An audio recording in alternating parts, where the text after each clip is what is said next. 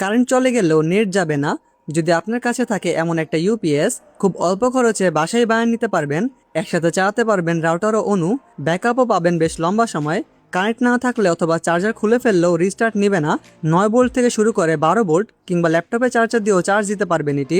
Transparent হওয়ায় ভিতরে circuit ও battery দেখা যায়।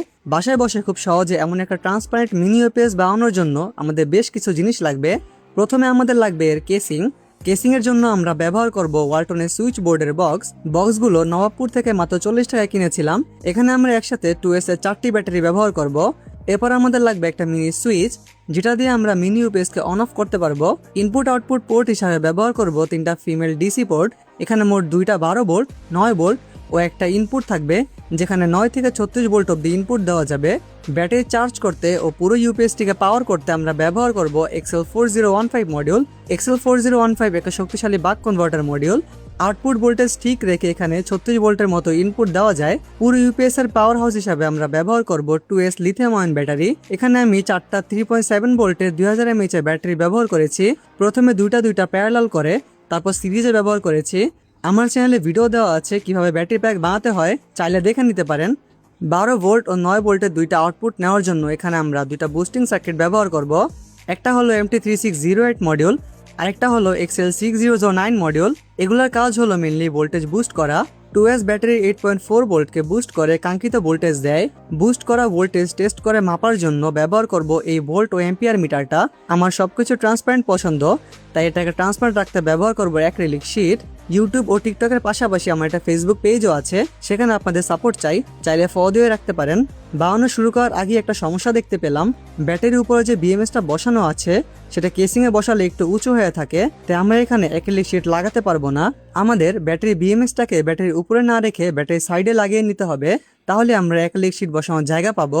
কেসিংয়ে 3টা মাপ মতো ছিদ্র করে নিব, যেন ফিমেল ডিসি পোর্টগুলো বসাতে পারি। এখানে ছিদ্র করার জন্য আমি ব্যবহার করব আমার বাসায় থাকা ড্রিল মেশিন। দেখুন পারফেক্টলি 3টা ছিদ্র করতে পেরেছি। পাশাপাশি সুইচ লাগানোর জায়গাটাও কেটে রেখেছি। এখন একটা ফিমেল পোর্টে তার সোল্ডার করে কেসিং ইনপুট প্রান্তে বসিয়ে নিব। এখানে মূলত XL4015 মডিউলটি থাকবে। এই ফিমেল পোর্ট ডিরেক্টলি XL মডিউলে ইনপুটে কানেক্ট হবে। পাশাপাশি আমরা MT3608 মডিউল ও XL6009 মডিউলের ইনপুট প্রান্তগুলো এভাবে সোল্ডার করে নিব। এবার এই ইনপুটে আমরা 2টা তার সোল্ডার করে নিব। ইনপুটের কমন তার সোল্ডারিং করা হয়ে গেছে। এবার 2টা সার্কিট আউটপুটে আলাদা আলাদা তার সোল্ডার করে নিব। আমার মতো এমন অদ্ভুতভাবে কে সোল্ডারিং করেন তা কমেন্ট করে জানাবেন। এখানে আমি একটা ভুল করেছি। ভুলটা হলো 2টা সার্কিটের আউটপুটের সাথে ফিমেল ডিসি পোর্ট কানেক্ট করেছি, কিন্তু সেটা ভিডিওতে দেখাতে ভুলে গেছি। এখন আমরা ব্যাটারি বিএমএস এর সাথে ওয়্যারিংগুলো খুলে ফেলবো। খুলে তারপর বিএমএসটাকে ব্যাটারি সাইডে লাগানোর মতো ব্যবস্থা করব। আপনাদের মূল্যবান সময় বাঁচাতে এই পার্টটা টোটালি স্কিপ করেছি। দেখুন বিএমএসটা সাইডে ফিট করাতে এখন ব্যাটারি টোটালি লেভেল হয়ে ফিট হয়েছে। এখন আমরা সুইচ কানেক্ট করব। বুস্টিং সার্কিটের ইনপুটের তারগুলো ব্যাটারির সাথে সরাসরি জোড়া লাগাবো। কেসিং এর ইনপুট প্রান্তে যে ফিমেল পোর্টটি লাগিয়েছিলাম সেটা সরাসরি এক্সেল মডিউলে ইনপুটে কানেক্ট করব। এক্ষেত্রে প্লাস মাইনাস দেখে করবেন অবশ্যই। এখন আমরা সুইচ কানেক্ট করব। বুস্টিং সার্কিটের ইনপুটের তারগুলো ব্যাটারির সাথে সরাসরি জোড়া লাগাবো। তারপর ব্যাটারি আর সার্কিটের নেগেটিভ পয়েন্টগুলো একসাথে করে এক্সেল মডিউলে আউটপুট নেগেটিভে লাগাবো। এখন ব্যাটারি পজিটিভ আর বুস্টিং সার্কিটের ইনপুটের পজিটিভ একসাথে করে সুইচের এক প্রান্তে লাগাবো।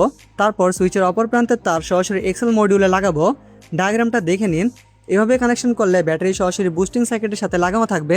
সুইচ দিলে শুধুমাত্র চার্জিং হবে, কিন্তু আপনি যদি চান যে সুইচ দিলে ইউপিএসে পাওয়ার আসবে, তাহলে প্রথমে ব্যাটারির নেগেটিভ আর বুস্টিং সার্কিটের নেগেটিভ এক করে এক্সেল মডিউলে আউটপুটে লাগিয়ে নেবেন। তারপর সুইচের এক প্রান্তে লাগাবেন বুস্টিং সার্কিটের পজিটিভ প্রান্ত। তারপর অপর প্রান্তে যে তারটি বের হবে সেটা সরাসরি ব্যাটারির পজিটিভের সাথে এক্সেল মডিউলে আউটপুটে লাগাবেন। এক্সেল মডিউলে আউটপুট 8.4 ভোল্টে ফিক্স করা আছে। এখন MT3608 সার্কিট থেকে আসা আউটপুটটাকে আমরা 12.2 ভোল্টে সেট করে নিব। আর XL6009 থেকে আসা আউটপুটটাকে 9.2 ভোল্টে সেট করে নিব। তারপর ফিমেল পোর্টগুলো ভালো করে কেসিংয়ে সেট করে ফেলবো। ব্যাটারির সাথে যেন শর্ট সার্কিট না হয়ে যায়, তাই এখানে একটু টেপ মেরে নিব। অনেকে বলতে পারেন যে এখানে এক্সট্রা এলইডি কেন ব্যবহার করিনি। এক্সেল মডিউলে আউটপুটের কাছে 2টা লাল এলইডি আছে। চার্জার কানেক্ট না করে সুইচ দিলে নিচে এলইডিটা জ্বলে, আর চার্জার কানেক্ট হলে উপরে এলইডিটা জ্বলে। উপরের অংশ ট্রান্সপারেন্ট হওয়ায় এখানে এলইডি ব্যবহার করার দরকার নেই। এখন সুইচটিকে কেসিংয়ের সাথে শক্ত করে আটকে রাখতে সুপারগুলো ব্যবহার করব। পাশাপাশি ফিমেল পোর্টগুলোকেও সুপারগুলো লাগিয়ে শক্তভাবে আটকে নিব। এবার কেসিংয়ের ঢাকনা হিসাবে অ্যাক্রিলিক শীট বসানোর পালা। অ্যাক্রিলিক শীটটাকে কেসিংয়ের মাপ মতো কেটে নিব। যদিও আমার কাটা ফিনিশিং ঠিক মতো হয়নি, তাও কাজ চলে যাবে, ব্যাপারটা ইগনোর করলে ভালো হয়। এখন কেসিংয়ের উপরে অ্যাক্রিলিক শীটটাকে বসিয়ে ভালো করে চারপাশ দিয়ে সুপার গ্লু লাগিয়ে নিব, তারপর শুকানোর জন্য রেখে দিব। ওকে, তো আমার মিনি ইউপিএস সম্পূর্ণ রেডি। ট্রান্সপারেন্ট হওয়ায় দেখতে বেশ সুন্দর লাগতেছে।